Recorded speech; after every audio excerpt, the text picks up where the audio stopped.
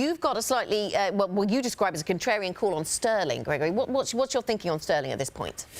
I mean, our investment committee a few weeks ago concluded that a hard Brexit from an investment perspective, leaving politics to the side. As investment managers, politics are not necessarily that relevant how we feel about it. It's all about the price.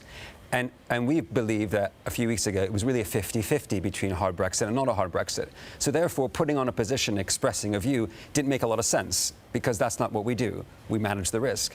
And our investment committee is beginning to believe that the risk of a hard Brexit is not 50-50 anymore. It's less than that.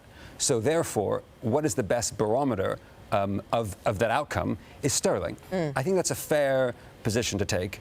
And it's interesting to note that going into the 31st October deadline, we saw sterling begin to rally. And when the deadline wasn't met, sterling held its gains, which for me is a confirmation that there potentially now is a floor.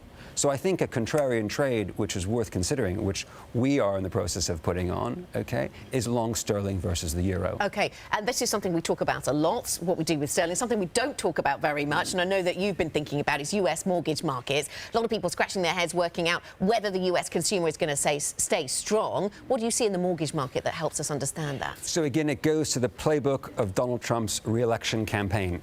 Okay, he wants to give as many tax cuts as possible to the American consumer, because consumption is much more important than manufacturing, right? And one of the covert ways he can do that is essentially by giving the cost of servicing a mortgage on a monthly basis to reduce that. He does that by pushing the Fed into lowering rates, and we've seen U.S. 30-year mortgage rates decline from approximately 5% down to 4% over the course of the past 12 months. What is that? It's a tax cut.